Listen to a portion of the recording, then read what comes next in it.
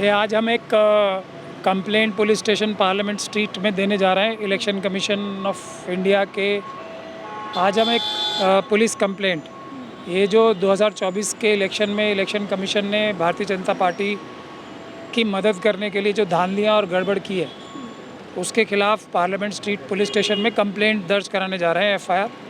तो अभी हम जाएंगे और फिर कंप्लेंट देके वापस आते हैं। ठीक है सर, बाकी का ब्रीफ आप दे दीजिएगा। तो ये थे सुप्रीम कोर्ट के वरिष्ठ वकील हैं महमूद प्राचा, जो लगातार ईवीएम को लेकर के इलेक्शन कमीशन द्वारा जो भी लापरवाहियां चुनाव के समय की गई हैं, जो भी धांधलीबाजी की है, उसको लेकर के लगातार एक अपनी मुहिम चलाए हुए और अभी फ़िलहाल पार्लियामेंट स्ट्रीट थाने ये पहुँचे हैं। यहाँ पर एक एफआईआर दर्ज कराने के लिए गए हैं।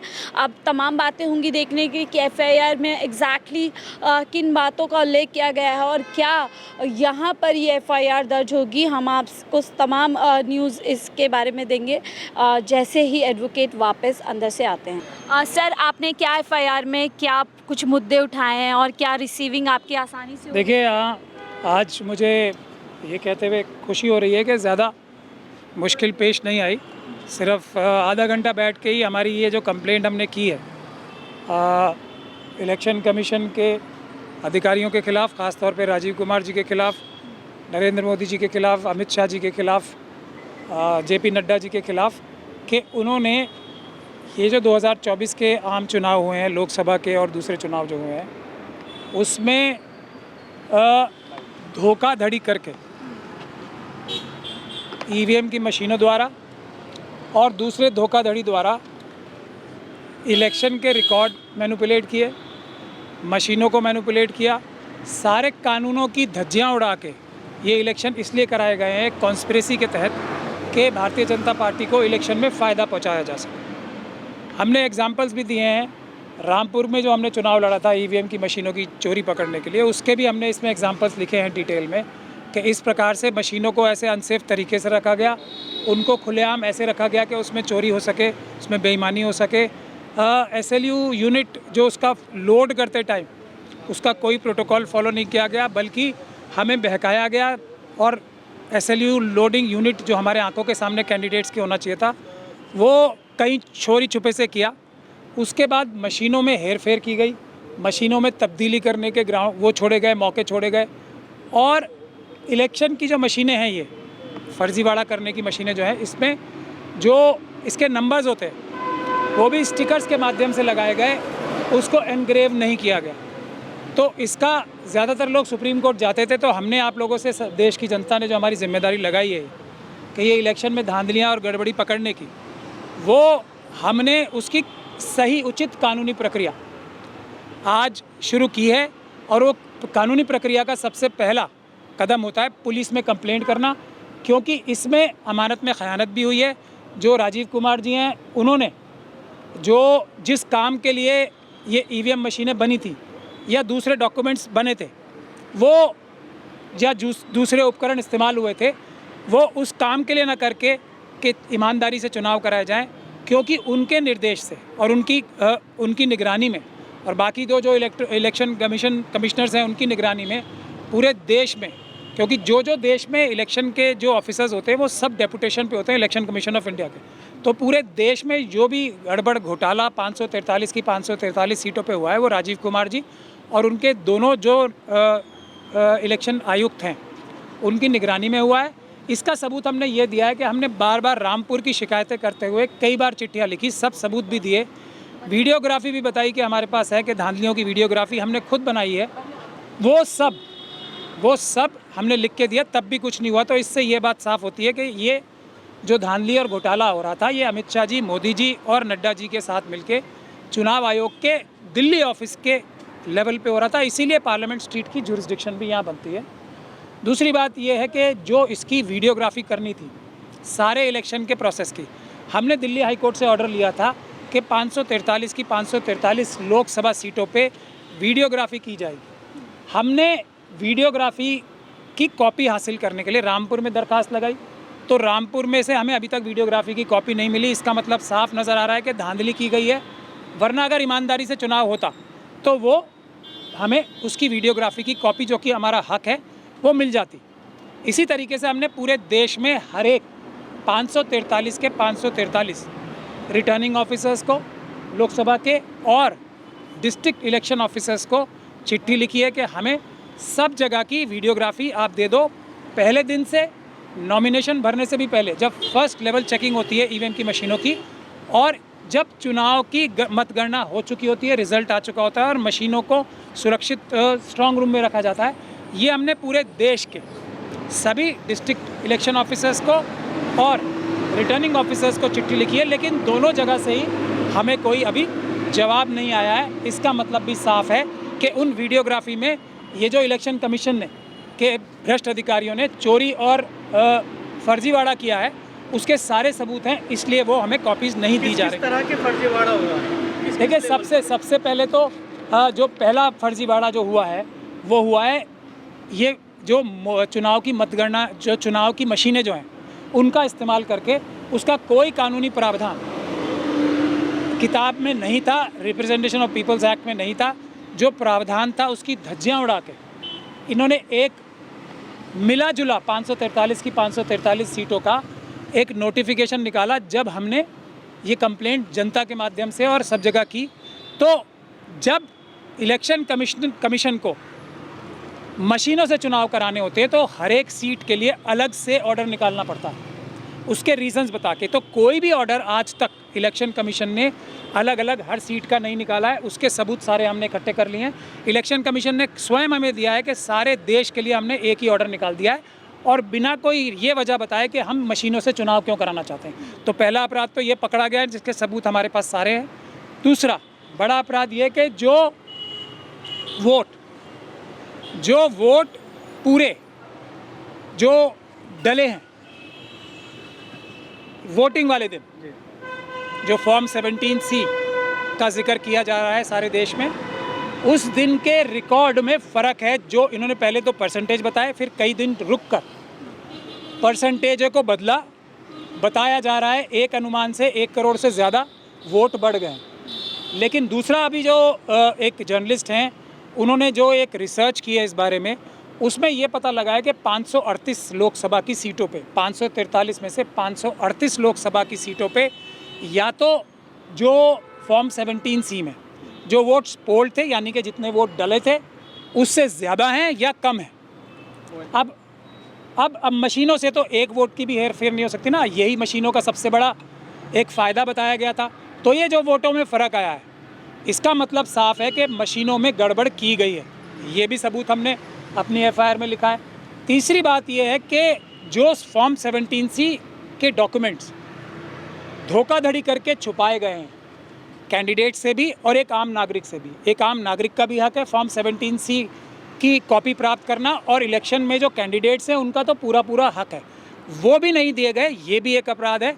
इसका मतलब साफ है कि ये जो झूठा बहाना सुप्रीम कोर्ट में जो एफिडेविट्स लगाए थे इन्होंने, ये कह के स्ट्रॉन्ग रूम में 17C चला जाता है, वो अपने आप में एक अपराध है। वो भी हमने अपनी कंप्लेंट में लिखा है कि सुप्रीम कोर्ट में भी झूठे एफिडेविट लगाए इन्होंने मशीनों की सुरक्षा के बारे में, जिसका फैसला जस्टिस खन्ना वाला आया था 26/4/2024 को। और दूसरा, जो ये 17C का फैसला जो कोर्ट ने अभी डिसाइड नहीं किया, उसमें भी एक झूठा एफिडेविट लगाया था कि स्ट्रॉन्ग रूम्स में चली जाते हैं फॉर्म 17C। हालांकि कानूनन इनको एक कॉपी उसकी बाहर रखनी पड़ती है हर एक रिटर्निंग ऑफिसर को पूरे देश में, और उसकी कॉपी उन्हें कैंडिडेट्स को भी देनी होती है अगर वो मांगे, और किसी भी नागरिक को भी देनी होती है अगर वो उसको अप्लाई करे। तो ये एक अपराध भी हमने इसमें रिपोर्ट किया। उसके दर्ज हो गई मोदी जी के खिलाफ और अमित शाह के खिलाफ? नहीं, अभी FIR दर्ज नहीं हुई है। अभी ये रिसीविंग की है। ये FIR दर्ज कराने का पहला कदम है। इसके बाद अभी कोई IO नियुक्त किया जाएगा। हमें जो अधिकारी हैं पुलिस, किन को बनाया है आरोपी हमने सबसे पहले तो देखिए राजीव कुमार जी हैं इसमें मुख्य आरोपी, क्योंकि उन्होंने ही ये सारा गोरख धंधा करने की जो उनके पास कंट्रोल था उन्हीं के पास था। सारी बेईमानी और फ्रॉड करने का कंट्रोल उनके पास था। सबसे मुख्य आरोपी वो हैं।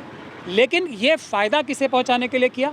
तो राजीव कुमार जी, उनके दोनों जो मुख्य आयुक्त हैं, चुनाव आयुक्त दोनों, उनके नाम है, ये मुख्य आरोपी हुए। उसके बाद ये फ़ायदा भारतीय जनता पार्टी को करने के लिए पहुंचाया गया था, और भारतीय जनता पार्टी के एलाइज को और उनके दोस्तों को। तो नरेंद्र मोदी जी, अमित शाह जी और JP नड्डा जी, जो कि BJP के प्रेसिडेंट हैं, उनको भी इसमें मुख्य आरोपी बनाया गया। इसके अलावा देश के अंदर जितने रिटर्निंग ऑफिसर्स हैं या दूसरे चुनाव के जो कर्मचारी हैं या जो दूसरे कैंडिडेट्स हैं जिन्होंने इसका बेनिफिट गड़बड़ी का उठाया है, उन सबको इसमें मुलजिम बनाया गया है। लेकिन हमारे पास भी बहुत सारे सबूत हैं। हमने ये गुजारिश की है कि ये जो वीडियोग्राफी की जो है, जो हमने एक बहुत बड़ा ऑर्डर दिल्ली हाई कोर्ट से अपने रामपुर के चुनाव की वजह से ही लिया है कि सारे देश में सभी लोकसभा की सीटों पे ये वीडियो रिकॉर्डिंग किस दिन से, जब फर्स्ट लेवल ऑफ चेकिंग होती है पॉलिटिकल पार्टीज़ के सामने, उसके बाद इलेक्शन की प्रक्रिया शुरू होती है, उस दिन की वीडियोग्राफी से लेके आखिरी दिन जब काउंटिंग होती है वोटों की, उस दिन की वीडियोग्राफी, और उसके बाद जो सुरक्षित रखी जाती हैं मशीनें और वीवीपैट की पर्चियाँ, उस सब की वीडियोग्राफी 543 की 543 जगह सुरक्षित रखने का जो आदेश लिया था, वो आज पूरे देश के गड़बड़ घोटाले का सबसे बड़ा सबूत हमारे पास है, जो हमने रामपुर के चुनाव के माध्यम से प्राप्त किया है। होती है और उसके बाद प्रधानमंत्री मोदी जिन पर आपने आरोप लगाया है और इलेक्शन कमीशन अगर वो दोषी पाए जाते हैं तो क्या आपको लग रहा है क्या कार्रवाई होगी प्रधानमंत्री पर? क्या उनको कुर्सी गंवानी पड़ सकती है? क्या लग रहा है? देखिए, सबसे पहले तो इसमें अपराध जो हुए हैं, वो सबसे बड़ा अपराध जो हुआ है वो कॉन्स्पिरेसी का हुआ है, जिसमें भारतीय जनता पार्टी के लोग और इलेक्शन कमीशन के लोग शामिल हैं। उसके बाद ये अपराध क्या हुआ है, 409 का अपराध हुआ है कि जो चीज़ इनको, यानी कि वोटिंग मशीनें और जो फंड्स जिस काम के लिए दिए गए थे निष्पक्ष चुनाव कराने के लिए, वो फंड्स का डाइवर्जन हुआ है। और इन मशीनों का भी इस्तेमाल निष्पक्ष चुनाव कराने के लिए नहीं हुआ, बल्कि चुनाव में धांधली कराने के लिए। और गड़बड़ी की सबूत तो सबके सामने आ ही चुके हैं ना, 538 सीटों के चुनाव में वोट बढ़े हैं या कम हुए हैं। ये जो कार्य हुआ है ये धारा 409 का अपराध है, जिसमें मैक्सिमम पनिशमेंट उम्र कैद की है, और ये 543 जगह पे ये गड़बड़ी हुई है। तो आप समझ सकते हैं कि सैकड़ों जहाँ जहाँ सज़ा होगी, हर केस में उम्र कैद की सज़ा है सारे आरोपियों को। तो आप अंदाज हो सकता है क्या होगा फिर? मेरे हिसाब से अगर ये हमारे पास इतने सबूत हैं और बाकी सबूत अगर निष्पक्ष जांच होगी तो इसमें इतने सबूत आ जाएंगे, चुनाव तो तुरंत रद्द हो जाएगा और उसके बाद दोबारा कभी ईवीएम से चुनाव कराने का नाम भी कोई नहीं लेगा। तो ये ईवीएम मरी नहीं है, ये ईवीएम को मारने का काम आज पहली बार शुरू हो गया है। ईवीएम के मरते ही भारतीय जनता पार्टी की 40 से 50 सीटें नहीं आएंगी उसके बाद। हमने पोस्ट इलेक्शन देखा था कि जो इलेक्शन कमीशन हेड है उन्होंने भी तंज किया था और पीएम मोदी ने भी कि ईवीएम को बख्श दीजिए, अगले 5 साल बाद याद कीजिए। यानी ये बताने की कोशिश की गई कि ईवीएम में कोई भी गड़बड़ी, एक जैसे तंज किए गए ना। ये एक और सबूत है दोनों की मिलीभगत का।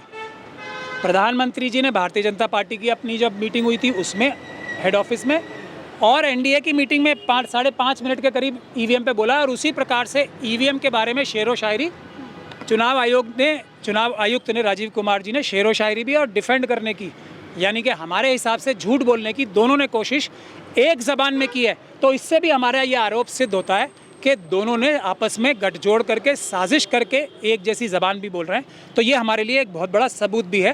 तो बात वही है कि ईवीएम जिंदा है जब भी भारतीय जनता पार्टी की, सिर्फ भारतीय जनता पार्टी की बात कर रहा हूँ मैं, एलाइज की नहीं, 40 से 50 सीटें उससे ज़्यादा आ रही हैं। अदरवाइज़ इस चुनाव में जो जनता ने पूरी ताकत लगा के भारतीय जनता पार्टी को ये सत्ता से बाहर करने का काम किया था, बगैर किसी की भी मदद के, कुछ लीडर्स को छोड़ के, जिसमें राहुल गांधी जी एक हैं, क्योंकि उन्होंने 4,500 किलोमीटर नहीं हज़ारों किलोमीटर पैदल भी चला और धूप में गर्मी में। मैं ये कह रहा हूँ कि बाकी सभी जनता ने काम किए हैं। ये सब क्या लगता है आपको वाराणसी सीट पर भी हुआ? क्योंकि हमने देखा 3 घंटे लगातार पीछे रहते हैं जब बैलेट के। मैं आपको ये बता रहा हूँ कि 538 सीटों का तो डेटा आ चुका है ऊपर नीचे होने का, जो कि पॉसिबल ही नहीं है ईवीएम, क्योंकि मशीन तो कैलकुलेटर की तरह होती है ना। अगर उसमें गड़बड़ करने की कोशिश किसी मनुष्य ने नहीं की तो वो तो एक वोट का भी हेरफेर हो ही नहीं सकता ना उसमें। और चुनाव एक वोट से भी जीता और हारा जा सकता है, ये सब जानते हैं ना। तो वाराणसी की तो बात छोड़ दीजिए आप, 538 सीटों का चुनाव जो है उसमें वोट जो है भारतीय जनता पार्टी के बढ़ाए गए हैं, ऐसा सबूत तो साफ साफ निकल के आ रहा है। क्योंकि ये गड़बड़ घोटाला कोई इंडिया के कैंडिडेट्स को फ़ायदा पहुंचाने के लिए तो होगा नहीं। दूसरी बात यह है कि ये सबूत अब इतने ज़्यादा आ चुके हैं कि कोई भी बच नहीं पाएगा, मेरा ऐसा मानना है। हाँ, जो आपका सवाल है कि विपक्ष इसमें कितना साथ दे रहा है, अगर वो साथ देता तो ये चुनाव, विपक्ष पूरी ताकत से साथ देता तो ये चुनाव ईवीएम के माध्यम से नहीं होते। आज भी हम आखिरी बात ये कहना चाहते हैं, आज भी कानूनी तरीका जो है चुनाव कराने का, अब अगर चुनाव होगा कोई भी तो वो है पेपर बैलेट से कराने का। जब तक के चुनाव आयोग अपना एक स्पेशल ऑर्डर नहीं निकालता रीज़न बताने के लिए, हर एक कॉन्स्टिट्यूंसी का अलग रीज़न बताने के लिए कि इसमें ईवीएम से चुनाव कराया जाना इसलिए ज़रूरी है। तो इतना बड़ा धोखा और धांधली देश में हो रही थी जब तक कि हम लोगों ने मिशन सेव कॉन्स्टिट्यूशन की तरफ से 5 जनवरी को 2024 को इसको आंदोलन को देश भर में खड़ा नहीं किया। लेकिन ये आंदोलन जनता का आंदोलन है। हम सिर्फ जनता के नौकर हैं, जनता की आवाज़ पे काम कर रहे हैं। हम कोई ये बात नहीं कह रहे कि ये मूवमेंट हमने खड़ा किया है, ये जनता का मूवमेंट है। हम सिर्फ जनता की बात टाल नहीं रहे, हम जनता की बात को मानकर सर आंखों पे रख के इस लड़ाई को आगे बढ़ा रहे हैं। किसी भी व्यक्ति को पेपर बैलेट से चुनाव कराने में तभी नुकसान हो सकता है जब वो धोखाधड़ी करना चाहता हो, फ्रॉड करना चाहता हो, वरना कानूनी रूप से पेपर बैलेट से ही चुनाव होने चाहिए। ये सीधी सीधी बात है, इसमें कोई भी ढकी छुपी बात बची नहीं है। लेकिन सर, प्रधानमंत्री जी ने धन्यवाद कहा था चुनाव आयोग को निष्पक्ष। बिल्कुल करना भी चाहिए। ईवीएम के माध्यम से जो चुनाव आयोग को धन्यवाद किया है, मैं मोदी जी के लिए बोलता हूँ ना हर बार, उनकी किसी भी बात के आगे ना लगा के पढ़ना चाहिए, जब ही उनका मतलब समझ पाओगे। निष्पक्ष चुनाव ना कराने के लिए वो धन्यवाद दे रहे थे, तो ना लगा के पढ़ना सीखिए, आपको सारी बातें क्लियर हो जाएंगी। इसमें कोई हैरानी की बात है ही। तो ये थे सुप्रीम कोर्ट के वरिष्ठ वकील महमूद प्राचा, जो एफआईआर करने के लिए एक पूरी तरीके से शिकायत पत्र देकर आए हैं पार्लियामेंट स्ट्रीट जो थाना लगता है वहाँ पर, और तमाम आरोप लगा रहे हैं कि जो चुनाव अभी पूरा हुआ है उसमें पूरी तरीके से धांधली हुई है। इस तरीके से जो है पूरा कंडक्ट चुनाव का किया गया है। ईवीएम की मशीनों को लेकर खासतौर से बड़े आरोप लगा रहे हैं कि भारतीय जनता पार्टी को फ़ायदा पहुँचाने के लिए पूरी तरीके से चुनाव में मुख्य जो चुनाव आयोग अधिकारी है उनके खिलाफ शिकायत की है। जेपी नड्डा का भी नाम डाला है। हालांकि देखने वाली बात होगी क्या इस शिकायत पर एफआईआर दर्ज होती है और आगे कार्य होते, तमाम ऐसी चीज़ें हैं जिसका जवाब वक्त रहते मिलेगा। फिलहाल मुझे दीजिए इजाज़त, आप देखते 4PM दिल्ली।